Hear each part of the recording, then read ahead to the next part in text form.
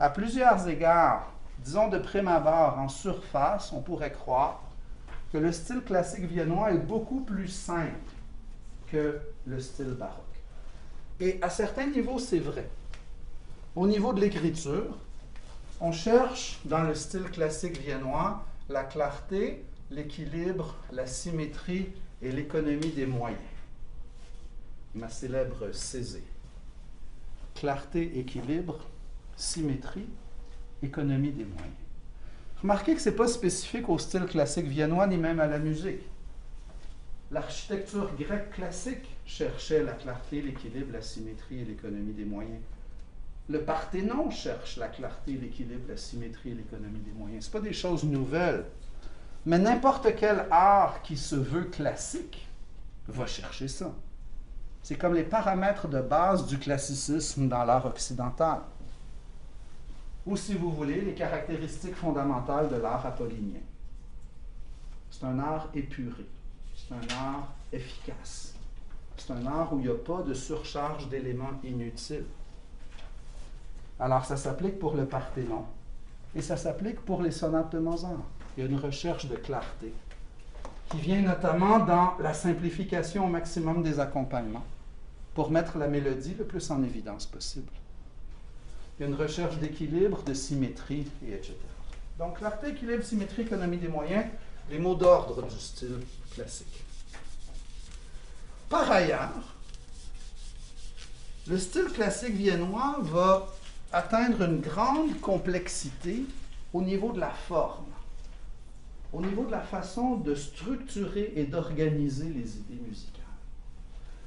Parce que, alors que le baroque fonctionnait avec une musique monothématique, le style classique viennois, lui, va introduire le bithématisme, dans lequel on va avoir deux idées mélodiques principales différentes, de tonalités différentes, de caractères différents. Donc, en basant la pièce sur deux thèmes plutôt que juste un, ça va permettre des formes et des développements beaucoup plus complexes. Parce que si on a juste un thème, tout ce qu'on peut faire, c'est tourner autour. On peut faire preuve de beaucoup d'imagination et de technique dans notre façon de le superposer à lui-même. Mais si on a deux thèmes, on peut constamment être en train de passer de un vers l'autre et de transformer un dans l'autre, puis ainsi de suite. Donc, il y a beaucoup plus de possibilités de développement des idées musicales dans une écriture bithématique que monothématique.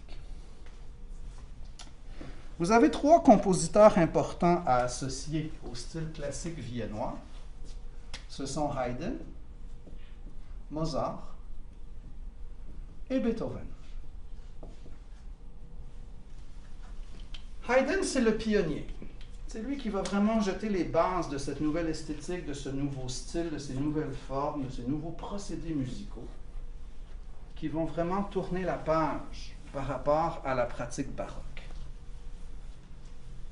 Il va notamment développer une forme qu'on appelle la forme allegro de sonate.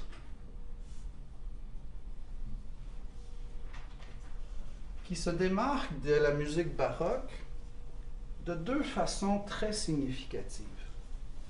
Premièrement, la forme allegro de sonate, ce n'est pas une forme binaire. Ce n'est pas une forme dans laquelle on a deux sections qu'on va appeler A et A'. La forme allegro de sonate, elle est ternaire. Et ces sections, on ne va pas les abrévier ABC, mais plutôt EDR. Pourquoi? Parce que la première section est celle dans laquelle on va exposer nos deux thèmes principaux. Donc, on va l'appeler exposition. Dans la section centrale, que va-t-on faire de nos deux thèmes principaux? Nous allons les développer. Et finalement, dans la troisième section, nous allons réexposer nos thèmes. Donc, ça nous donne une structure exposition, développement, réexposition. On a un petit C en parenthèse à la fin qui est là non pas pour copyright, mais pour... Coda. Oui, parce que des fois, on peut rajouter une coda, mais ce n'est pas obligé. C'est la finale facultative. Mais même quand il y en a une, ça ne compromet pas le fait qu'on classifie la forme comme étant ternaire. La coda ne compte pas dans la structure ou dans le nom de la forme. Alors, exposition, développement, réexposition. C'est les trois grandes sections de notre allegro de sonate. Ce qu'il y a de particulièrement intéressant sur le plan musical, c'est que dès l'exposition, on a deux thèmes. Thème 1, thème 2. Sauf que, ils ne sont pas dans le même ton. Supposons que mon thème 1 il est en Do mineur. Mon thème 2, il va être dans une autre tonalité. Par exemple, Mi bémol majeur.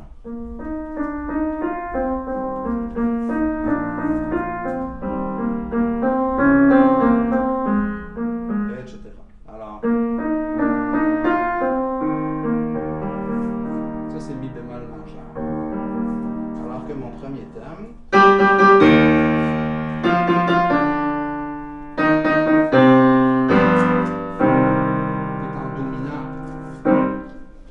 vous voyez déjà comme ça s'annonce compliqué, ce tune-là. On a deux thèmes différents, dans deux tonalités différentes, et les deux thèmes sont de caractères différents. Il y en a un qui est méchant, puis l'autre qui est gentil. Il y en a un qui a été comparé au destin qui cogne à la porte, puis l'autre qui est beaucoup plus comme une percée de soleil à travers les nuages. Il fut une époque dans la théorie de l'allegro de sonate où on parlait d'un thème masculin et un thème féminin. Vous comprendrez que ce n'est pas une terminologie qui est encore très populaire de nos jours, mais il y a souvent un thème qui est plus énergique, puis l'autre thème qui est plus lyrique ou chantant. Et c'est ça l'idée, c'est d'avoir un contraste. Alors que le style baroque était vraiment axé sur la recherche de l'unité, notamment par le monothématisme, le style classique viennois, au contraire, est basé sur la recherche des contrastes. Contraste entre un thème en mineur puis un en majeur. Entre un qui est fâché puis un qui est gentil. Contraste dans l'orchestre symphonique entre les violons puis les instruments à vent. Contraste entre ce qui est doux puis ce qui est fort, entre ce qui est lent puis ce qui est vite. On va inventer toutes sortes de nouvelles façons dans le style classique viennois pour mettre de l'avant ce paramètre du contraste. Mais il y a un piège. Parce que si je veux écrire une toune dans laquelle mon premier thème est ça, puis mon deuxième est ça, le piège est le suivant. Comment est-ce que je peux faire pour ne pas donner l'impression que c'est deux tounes différentes qui ont été raboutées ensemble? Comment préserver l'unité dans tout ça? Alors, que va faire Beethoven dans sa 5e symphonie pour ne pas nous donner l'impression qu'il a rabouté ensemble deux tunes qui n'avaient pas rapport?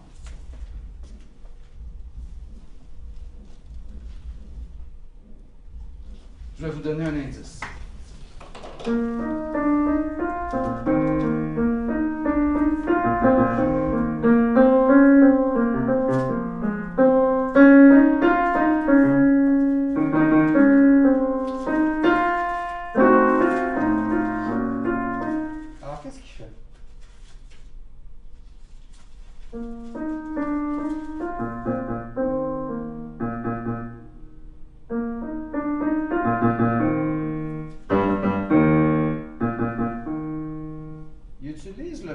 Rythmique de son premier thème dans l'accompagnement de son deuxième. Alors même si le thème est très différent, on a une espèce de petite réminiscence du thème dans l'accompagnement du deuxième. Et ça, c'est absolument génial comme procédé. C'est Haydn qui a inventé ça. C'est le procédé du développement motivique classique. Donc le même petit motif peut des fois être dans le thème, puis des fois être dans l'accompagnement de l'autre thème. Ce qui crée une espèce de réminiscence subliminale du thème précédent, mais en même temps, on le sait qu'on est complètement ailleurs.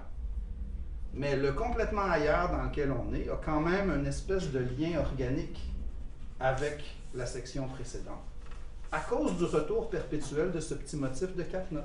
1, 2, 3, 4, 1, 2, 3, 4... et ainsi de suite.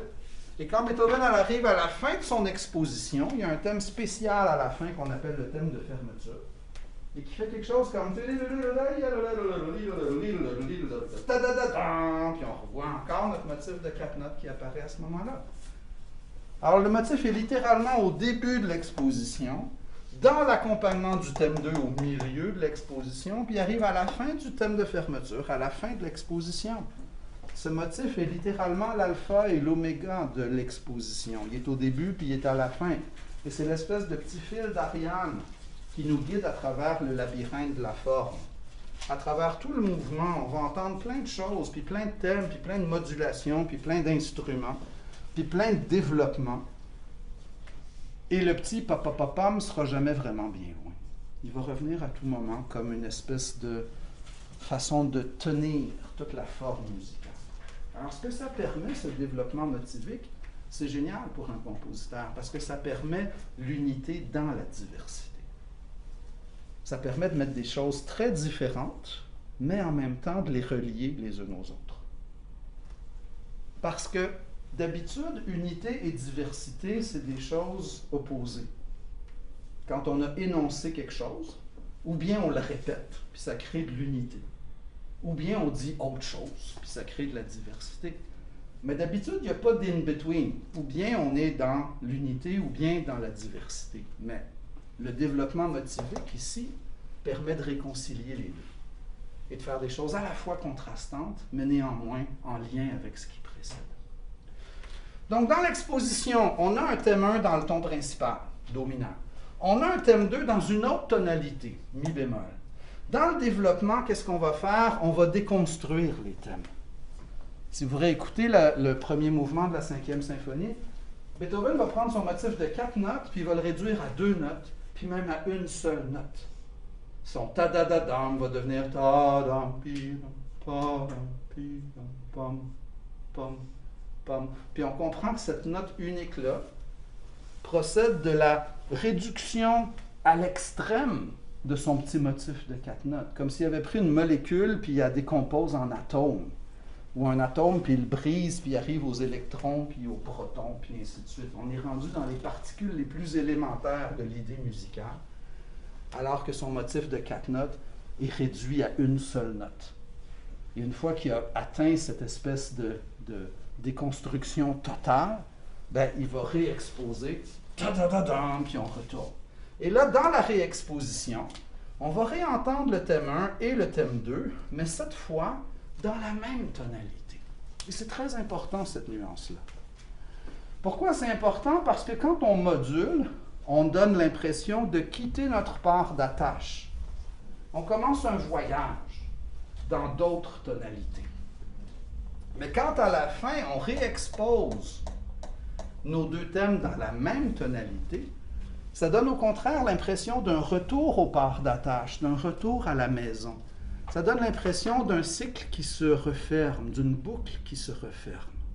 On est parti de Do mineur, on est allé en Mi bémol, on a voyagé à travers plein d'autres tonalités et à la fin, on revient à Do mineur et on reste en Do mineur. Alors, ce que fait la forme allegro de sonate, c'est pas nouveau. Le concept est très vieux parce que en ayant au départ deux thèmes dans deux tonalités différentes, ça crée une tension. Et quand à la fin, les deux thèmes sont réexposés dans la même tonalité, ça crée une résolution. Or, le principe de tension-résolution est vieux comme la polyphonie elle-même. On a toujours eu des tensions qui allaient se résoudre sur des résolutions, ou des tensions qui vont se résoudre sur des résolutions, ou des tensions sur des résolutions. Alors, peu importe qu'on soit dans l'Ars Nova du 14e, ou dans le style classique viennois du 18e, ou dans le piano jazz du 20e siècle, la musique tonale ou la polyphonie at large procède souvent avec ce concept d'un accord dissonant suivi d'un accord consonant. Ce qui crée presque une respiration dans la musique. Il y a une tension, puis il y a une détente, puis il y a une tension, puis il y a une détente, puis ainsi de suite. C'est comme ça que ça fonctionne. C'est ce qui fait que ça semble vivant. Or, ici, ce que font Haydn, Mozart, Beethoven et les compositeurs classiques viennois, c'est projeter ce concept de tension-détente sur l'ensemble du mouvement. D'habitude, tension-détente, ça prend 1 ou 2 mesures. Là, ils peuvent le projeter sur 200 mesures. Parce qu'au départ, on a 2 thèmes dans 2 tonalités différentes. Comme si on avait une première phrase en français puis une autre en anglais. Puis à la fin, on a encore une phrase en français, puis la deuxième phrase a été traduite en français aussi. Donc l'idée d'opposition qu'il y avait entre les 2 tonalités du départ a disparu. Et les 2 thèmes se sont, entre guillemets, réconciliés. Alors c'est ça qui est le génie de la forme allegro de sonate, c'est cette capacité de structurer et d'organiser la musique tonale mieux qu'aucune forme l'avait fait auparavant, et sans doute par la suite non plus. C'est un miracle d'organisation musicale, l'allegro de sonate. Et en fait, il y a 2 miracles d'organisation musicale dans le 18e.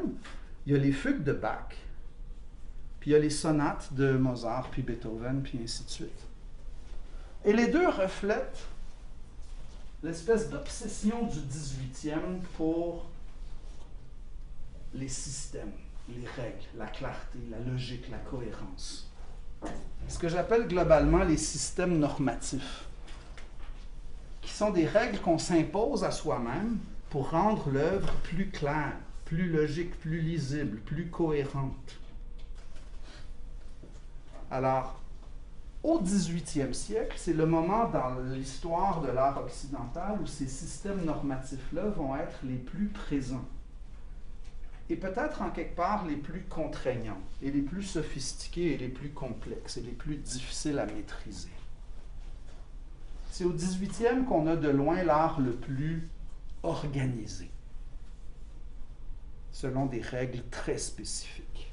Que ce soit une fugue de Bach ou que ce soit une sonate de Mozart, il y a un très très haut niveau d'organisation des idées qui reflète cet intérêt très fort de l'esprit du 18e, de l'esprit du siècle des Lumières pour les choses logiques, pour les choses claires, pour les choses cohérentes. Dès qu'on arrive au 19e, qu'est-ce qui va se passer? Le 19e, c'est le romantisme. Puis le romantisme, c'est une quête de liberté. Et les romantiques vont beaucoup voir les systèmes normatifs classiques comme des entraves à leur liberté créatrice. Donc, ils vont chercher à s'émanciper de ces règles-là. Et le romantisme va beaucoup être basé sur le concept d'assouplissement des formes classiques. Et ce n'est pas seulement vrai en musique, ce que je vous raconte, c'est vrai en peinture, c'est vrai en poésie. On va commencer à voir des poèmes dont les vers sont de longueur irrégulière. On va commencer à voir de la poésie qui rime même plus. Baudelaire va écrire de la poésie en prose au 19e. On va commencer à voir des images de plus en plus floues, des peintures dans lesquelles c'est de plus en plus difficile de deviner quel est le sujet. Alors le souci de clarté du 18e est en train de prendre le bord au 19e. Et les systèmes normatifs hautement sophistiqués et rigoureux dont on s'était doté au 18e, et qu'on voyait alors comme des générateurs d'unité et de cohérence dans l'œuvre, sont mis en question au 19e, parfois assouplis, élargis, parfois carrément abandonnés. Donc, en musique, romantisme égale 19e siècle. Dans les autres arts, c'est pas pareil. En peinture, après 1850, ça n'existe plus, la peinture romantique. En littérature, après 1870, ça n'existe plus, la littérature romantique. Mais en musique, on va continuer à rester romantique longtemps après que les autres arts aient abandonné cette esthétique-là. Pourquoi? Pour différentes raisons. D'une part, la musique est peut-être au départ le plus romantique de tous les arts. Parce qu'on perçoit le romantisme comme l'expression des sentiments, l'expression de l'âme.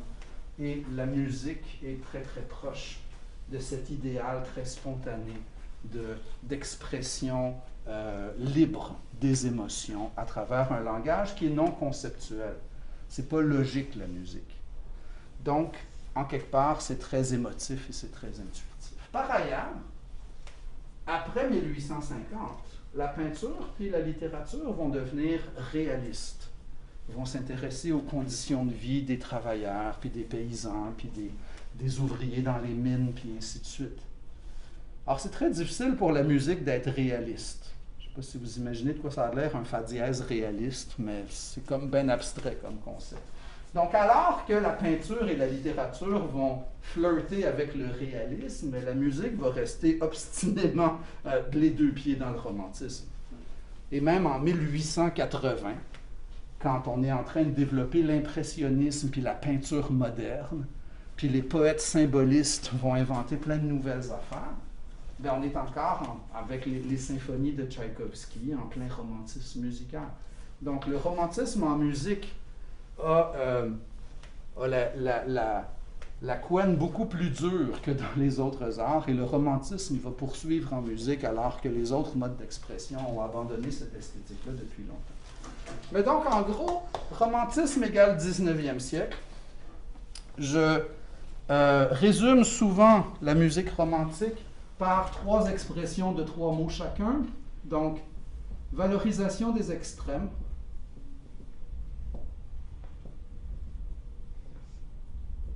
assouplissement des formes, donc ça revient à mon élargissement des systèmes normatifs de tantôt, et expression des sentiments.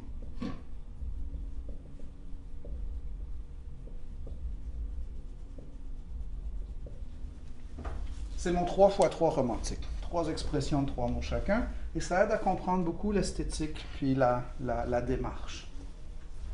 En lien avec ça, l'art change de statut au 19e. L'art n'est plus vu simplement comme une distraction ou quelque chose qui est destiné à nous faire passer un moment agréable, mais l'art devient quelque chose de plus profond, de plus significatif, de plus porteur de sens. L'art devient un peu une quête esthétique, une quête vers le sublime, vers l'absolu, vers l'élévation de l'âme. Il y a un déclin des institutions religieuses en Europe au 19e siècle, et on dirait que beaucoup vont se tourner vers l'art pour fournir cette nourriture spirituelle ou donner une forme de sens à la vie. Donc la quête vers le chef-d'œuvre, vers le sublime, vers l'élévation de l'âme à travers l'expérience esthétique est quelque chose qui traverse le 19e siècle. Le 19e est beaucoup influencé par un philosophe qui est absolument contemporain à Beethoven et qui s'appelait Hegel. Et pour Hegel, il y a 3 moyens essentiels d'arriver à l'absolu. Il y a la théologie ou la religion, il y a la philosophie et il y a l'art. Mais vous voyez, pour lui, l'art, c'est pas du tout un divertissement puis une façon de se désennuyer puis de passer un moment agréable. C'est comme une façon d'élever notre âme vers la perfection, vers l'absolu. L'autre aspect pour lequel Hegel est important, c'est qu'il était convaincu que l'histoire, là ça va vous concerner en tant qu'historien, Hegel était convaincu que l'histoire ne s'écrivait pas de façon arbitraire ou aléatoire, mais que l'histoire avait une finalité, que l'histoire avait un sens, une destination précise en fonction de laquelle elle s'articule. C'est une idée qui est très séduisante, mais en même temps très dangereuse, parce qu'elle va être récupérée par à peu près toutes les idéologies du XXe siècle. On va croire que la mission de l'histoire, c'est d'assurer la suprématie de la race aryenne, puis ça va donner les nazis. Ou on va croire que le but de l'histoire, c'est d'arriver à la dictature du prolétariat et à l'abolition des classes, puis ça va donner le communisme. Alors, une fois qu'on pense qu'on travaille pour l'accomplissement du destin de l'histoire, ça devient très facile de justifier l'élimination des gens, puis les guerres, puis les génocides, puis ainsi de suite. Donc, l'idée de Hegel est à la fois séduisante et terrifiante. Mais pourquoi je vous parle de ça? C'est qu'on va se servir de certaines théories hegeliennes dans l'explication des arts visuels, des arts de la musique. On va être très frappé par cette idée que l'histoire puisse avoir une direction. Et on va devenir relativement convaincu que, par exemple, le sens de l'évolution des arts visuels, c'est d'évoluer vers l'abstraction. Et on va voir tout au long du 19e des représentations de plus en plus symboliques, de plus en plus floues, de plus en plus subjectives. On va voir de plus en plus souvent les coups de pinceau apparaître dans les toiles. jusqu'à ce qu'en 1911, Kandinsky invente la peinture non figurative. Et dans l'esprit des gens, ça s'insérait dans une logique de continuité historique, selon laquelle la peinture devait se libérer de l'obligation de représenter des objets identifiables. De la même façon, on en est venu à être convaincu que le sens de l'évolution de la musique, c'était d'évoluer de la musique tonale vers la musique atonale. Donc une musique de plus en plus débarrassée des vieilles règles du système tonal, et une musique dans laquelle on pouvait de plus en plus utiliser les 12 notes de la gamme chromatique, plutôt que simplement les 7 notes de base de n'importe quelle tonalité. Et la musique atonale va se développer exactement en même temps que la peinture non figurative. Kandinsky développe la peinture abstraite en 1911 et Schoenberg invente la musique atonale en 1912, l'année suivante. Et c'est vers ça que mène la valorisation des extrêmes, l'assouplissement des formes et l'expression des sentiments des romantiques. Autrement dit, pour simplifier à l'extrême, on peut dire qu'au 18e siècle, on a des systèmes normatifs extrêmement cohérents et extrêmement contraignants. Au 19e, on commence à assouplir ces systèmes normatifs-là, ces règles qu'on voit comme des entraves à la liberté créatrice. Et au début du 20e, on va littéralement balancer par la fenêtre les systèmes normatifs. L'obligation de représenter des objets identifiables en peinture, la figuration, la tonalité en musique, les vieilles formes allegro de sonate, etc. Et on va vouloir faire en sorte que chaque œuvre invente son propre langage, ses propres règles, son propre système. On atteint curieusement à la fois à la liberté absolue, mais aussi à l'anarchie totale. Parce qu'il n'y a plus de règles, il n'y a plus de conventions. Et on ne sait plus trop selon quels critères on doit évaluer les œuvres d'art. Qu'est-ce qui permet de distinguer une bonne peinture non figurative d'une mauvaise? C'est très délicat de formuler des critères là-dessus. Tant qu'on se dit que le but de la peinture, c'est de représenter des objets, on peut au moins dire que ça, c'est un arbre qui est bien dessiné, puis ça, c'est un arbre qui est moins bien dessiné, selon que l'arbre évoque ou pas, effectivement, la réalité objective d'un arbre. Mais à partir du moment où le dessin est abstrait, comment décider s'il est bon ou pas bon? Si on a des critères très précis sur c'est quoi une sonate, c'est quoi une fugue, c'est quoi une forme, ben on peut évaluer une œuvre d'après sa façon de se conformer à cet idéal formel-là. Mais à partir du moment où on veut que toutes les pièces soient différentes, et à partir du moment où on balance par la fenêtre les systèmes normatifs du passé, on arrive dans une forme de grande utopie moderniste, dans laquelle tout est possible, mais dans laquelle, en quelque part, on ne comprend rien non plus.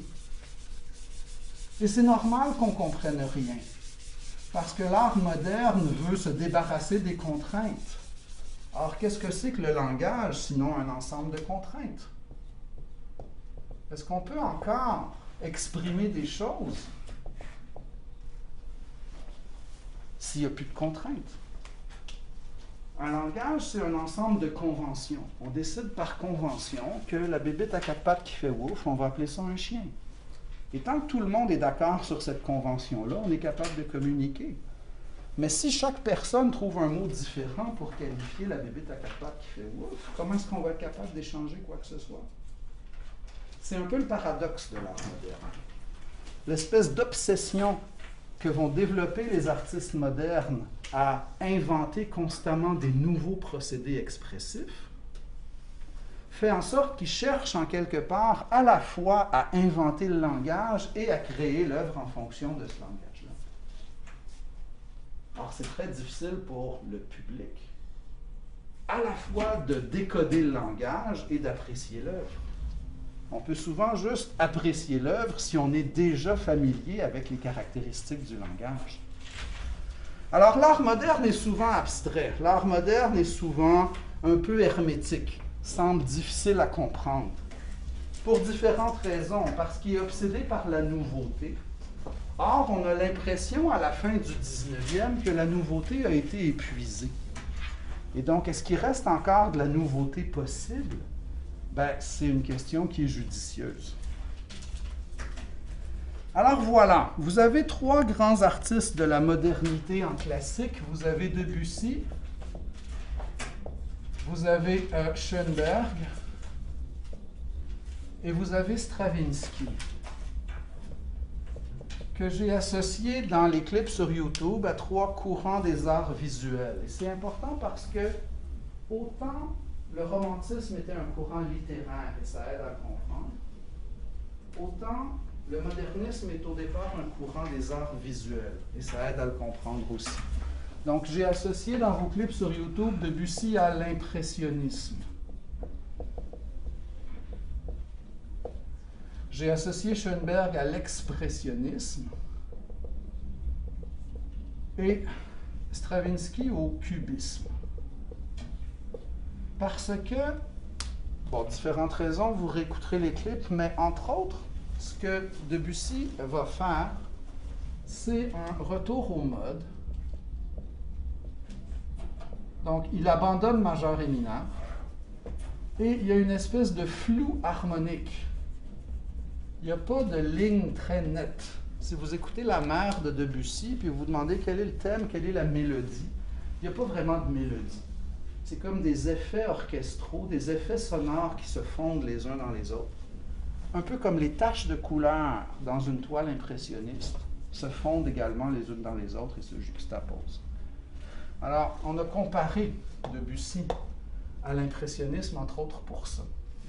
Pour une forme d'anti-académisme aussi. Il va tourner le dos volontairement aux règles de composition du conservatoire, exactement comme les peintres impressionnistes tournaient le dos aux principes qui étaient enseignés dans les écoles des beaux-arts. Schoenberg va écrire une musique qui est atonale. Donc, en 1912, il va composer le Pierrot lunaire et c'est reconnu comme la première œuvre de musique atonale. Un peu comme l'année précédente, Kandinsky avait fait la première peinture non figurative.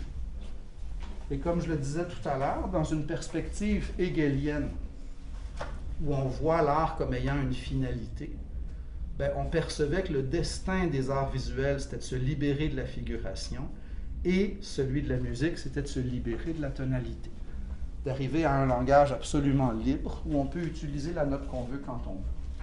Et c'est ce qu'atteint Schoenberg dans le Pierrot lunaire en 1912.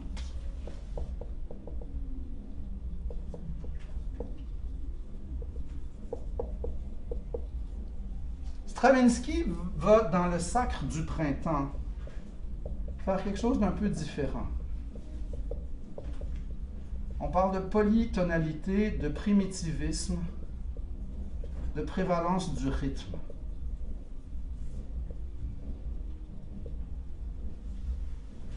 Il y a une grande section du Sacre du printemps de Stravinsky dans laquelle il va superposer deux accords qui n'ont rien à voir. Cet accord, qui d'habitude voudrait se résoudre ici. C'est un accord instable. Mais il ne va jamais le résoudre. Et en dessous de ça, il va mettre un autre accord qui n'a aucun rapport, qui est celui-ci.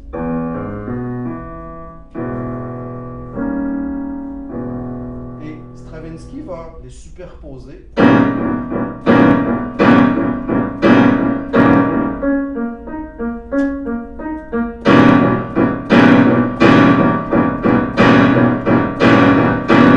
Et ça donne quelque chose de terrifiant.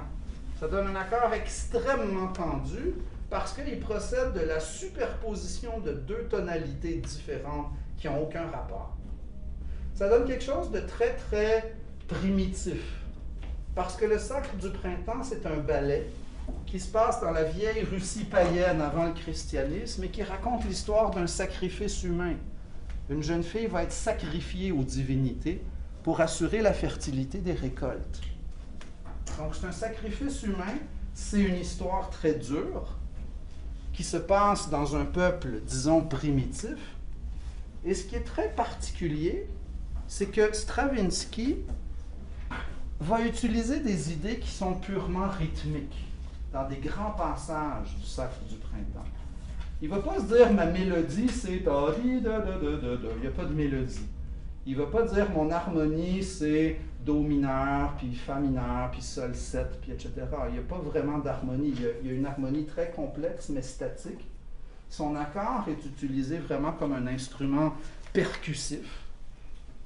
Et la grande ironie, c'est que Stravinsky, en essayant de dépeindre quelque chose de très ancien et de très primitif, compose une musique qui évoque de façon extraordinaire la réalité industrielle du 20e siècle, puis les machines, puis le caractère extrêmement implacable et impitoyable des machines.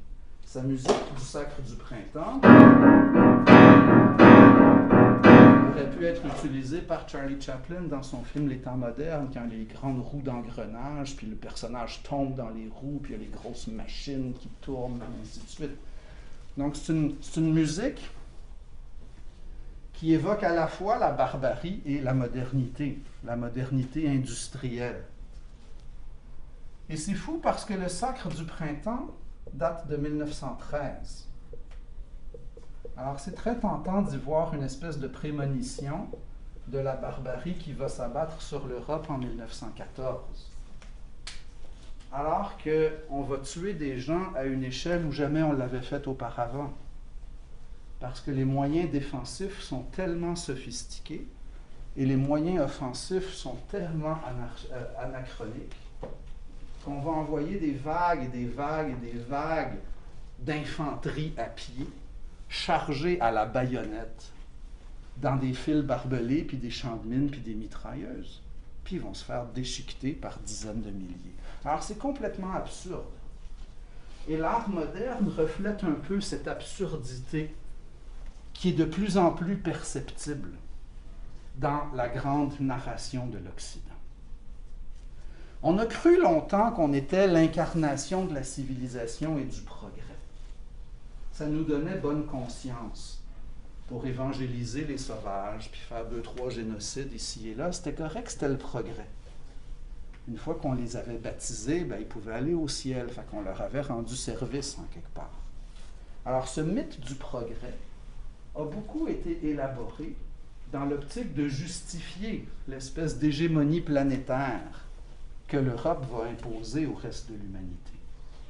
Mais à partir du 20e siècle, ce mythe du progrès devient plus difficile à maintenir. Et beaucoup d'artistes dans la Première Guerre mondiale vont se demander jusqu'où la civilisation occidentale incarne vraiment la civilisation et le progrès et l'évolution de la race humaine.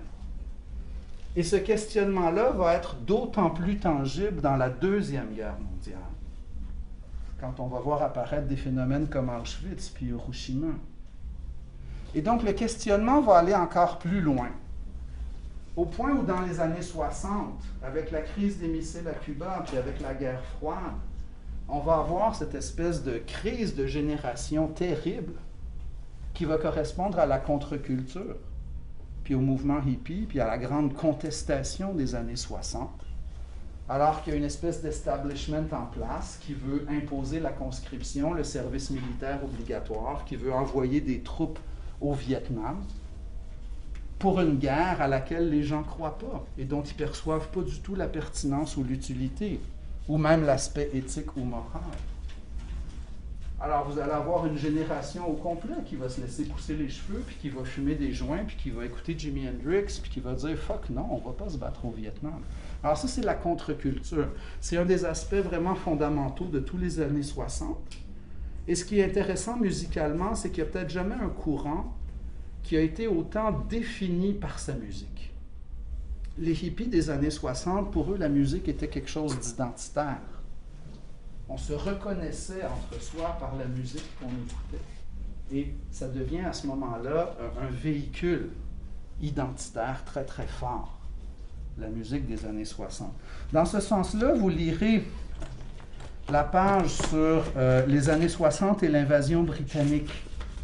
C'est vraiment important. J'ai encore jamais rédigé d'examen final où il n'y avait pas de questions là-dessus. C'est peut-être le groupe du matin qui va l'avoir remarqué, mais ça devrait arriver en quelque part. J'y arrive. Page 62. Les années 60 et l'invasion britannique, vous lirez ça attentivement parce que, pour différentes raisons, mais parce que ça part des années 60, qui est une époque très très importante dans l'histoire de la musique populaire. Aussi parce que, pour certains théoriciens, les années 60 correspondent vraiment à un passage du moderne au postmoderne. Alors, qu'est-ce qu'on veut dire par là?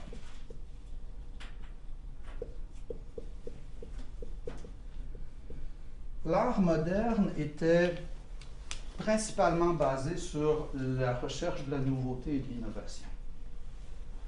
Or, à un moment donné, les compositeurs vont se dire, est-ce qu'il existe encore tant que ça de nouveautés possibles?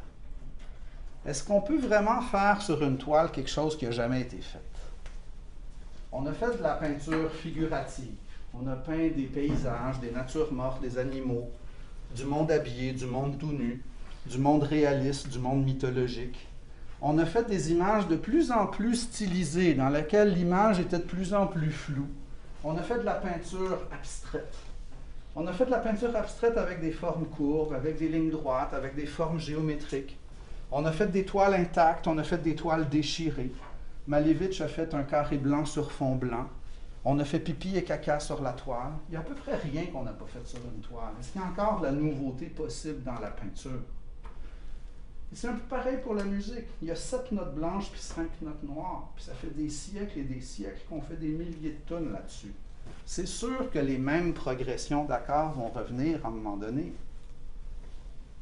Vous connaissez le canon de Pachelbel?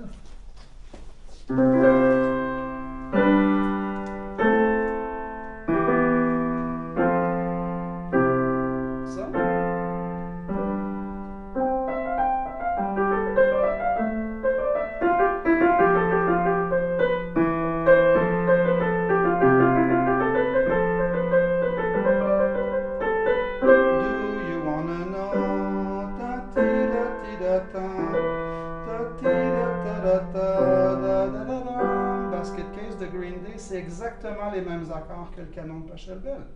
C'est la même toune, harmoniquement, c'est tout à fait la même structure. Alors c'est sûr qu'il y a des centaines de cas où est-ce que justement on retombe inévitablement dans les mêmes mélodies, dans les mêmes notes, dans les mêmes affaires. On est inondé ces temps-ci d'annonces de procès dans les tribunaux pour violation de copyright et de propriété intellectuelle parce que telle toune ressemble un peu trop à telle autre toune, puis ainsi de suite. C'est inévitable. Il y a 7 notes dans une tonalité. Ça fait 400 ans qu'on gosse avec ce système-là. C'est sûr que les mêmes combinaisons vont revenir de temps en temps. Alors, le postmoderne se demande, est-ce que la nouveauté existe vraiment? Est-ce qu'elle est encore possible? Et l'art postmoderne est plus basé sur le recyclage de vieilles affaires préexistantes que de recherche de nouveautés. On va plutôt recycler et décontextualiser. On va prendre la Joconde puis on va y mettre des moustaches. On va refaire différemment. C'est un peu ça l'esprit du postmodernisme. En même temps, on va souvent dans le postmoderne mélanger l'art savant et l'art populaire, alors que le moderne était plutôt dans une certaine forme de pureté stylistique. On était dans l'art savant, dans l'art académique, dans l'art de la recherche de la profondeur, hérité du romantisme. L'art postmoderne est plus ironique, plus ludique, plus basé sur le jeu, plus basé sur un retour à l'idée 18e siècle, de voir l'art comme un jeu d'esprit et comme un divertissement, plus ouvert sur l'humour, la parodie, la citation. Alors que l'art moderne n'était pas très porté vers la parodie puis la citation, parce qu'il voyait ça comme un manque d'imagination, un manque de créativité. Si on citait constamment les choses préexistantes, c'était parce qu'on n'était pas capable d'en créer des nouvelles. Mais dans une perspective postmoderne, la nouveauté est épuisée de toute façon. Alors ça, c'est votre opposition moderne-postmoderne. Vous avez un petit peu quelque chose là-dessus. Page 50, dans vos notes, postmodernisme et minimalisme. Alors voilà, essayez de pouvoir situer. D'abord, ce thème de modernité est très important. Okay? J'ai passé toute la deuxième moitié de la session à en parler. On a parlé de modernité en musique classique avec Debussy, Stravinsky, Schoenberg. On a parlé de modernité en jazz avec Charlie Parker puis le bebop. Et aujourd'hui, j'ai même établi un lien avec une certaine modernité du 14e siècle dans l'Ars Nova. Donc, demandez-vous qu'est-ce qui fait qu'une œuvre d'art est moderne? Et est-ce que la modernité de Stravinsky est comparable à celle de Charlie Parker? Est-ce que c'est la même modernité ou est-ce que c'est une modernité différente? Comment est-ce qu'on peut comparer l'art moderne à l'art classique? Et pas juste en musique, mais dans la vie en général. Comment pourriez-vous comparer la danse moderne au ballet classique? Il y a des chances que vous arriviez à la conclusion que l'art classique est beaucoup plus régi par des règles et des systèmes normatifs. Le ballet classique est basé sur des positions fixes qui ont des noms. Ça, c'est une arabesque, ça, c'est un plié, ça, c'est un jeté, puis etc. C'est des normes. Et les chorégraphies sont faites en enchaînant ces positions prédéterminées. La danse moderne est beaucoup plus libre. Chaque chorégraphe va inventer ses propres mouvements, ses propres positions. Donc, il y a une forme d'assouplissement ou d'abandon des systèmes normatifs à la recherche d'un langage plus spontané et plus libre. Ça caractérise le modernisme. L'art classique cherche à être agréable au sens. On définissait au 18e siècle la musique comme l'art de rendre les sons agréables à l'oreille. Pas sûr que Stravinsky voulait vraiment rendre les sons agréables à l'oreille quand il a composé le Sacre du printemps. Donc cette notion d'agrément des sens, elle est importante en art classique, mais elle n'est plus vraie en art moderne. À la limite, c'est suspect. Si un artiste moderne pogne trop ou fait des choses trop agréables, il est rendu commercial.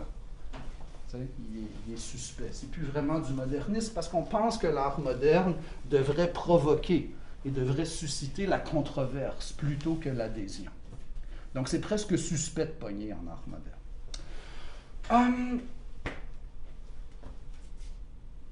Ça ressemble en gros à ça. Okay? L'art classique versus l'art moderne s'oppose par la notion d'agrément des sens qui disparaît en modernité et le respect de systèmes normatifs préexistants qui n'est pas quelque chose qui va de soi en art moderne.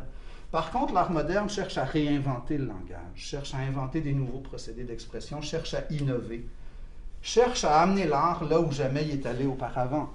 C'est ce que cherchaient à faire Guillaume de Machaut et Philippe de Vitry au 14e siècle avec l'Ars Nova. Et c'est ce que cherchait à faire Thelonious Monk avec le bebop en 1950. Et c'est ce que cherchait à faire Stravinsky. Il voulait amener la musique là où jamais elle était allée avant.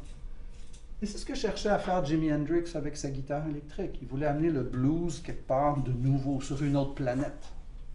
Alors il y a cette volonté d'innovation dans l'art moderne qui aide beaucoup à définir cette esthétique-là. Donc, essayez de situer le modernisme par opposition à une conception plus classique ou traditionnelle de l'art, mais aussi par opposition à cette tendance plus récente qui est le postmodernisme. Une fois que vous serez capable de faire tout ça, vous serez en business, pour l'exemple. Est-ce que vous avez des questions? Tout est beau, tout va bien? Good. Ben, d'ici quelques jours, j'aurai fini de corriger vos travaux. Je vous enverrai un gros paquet de commentaires et votre note, je mettrai tout ça sur Colnet. Je vais vous demander d'essuyer votre chaise puis votre place sur la table avant de quitter parce que c'est dans les nouvelles normes. Et bonne étude, portez-vous bien, bonne fin de session. Puis trouvez le moyen de vous amuser, même si on est confiné puis que la vie est plate et dure, mais il y a des moyens. L'autre fois, je me suis gâté, je me suis écrasé dans le sofa avec mes deux plus jeunes, puis on a écouté Les Incroyables, puis j'ai eu tellement de fun. J'avais oublié à quel point il était bon, ce film-là. Fait que c'est ça, faites des découvertes. Regardez Le Violon Rouge, puis regardez Amadeus de Milos Forman. Et passez une belle fin de session, puis des belles fêtes. Puis avec un peu de chance, on va se recroiser au printemps, puis on n'aura plus de masque, puis on va dire « Ah, c'est de ça que t'as de l'air! » Alors, bye-bye, portez-vous bien.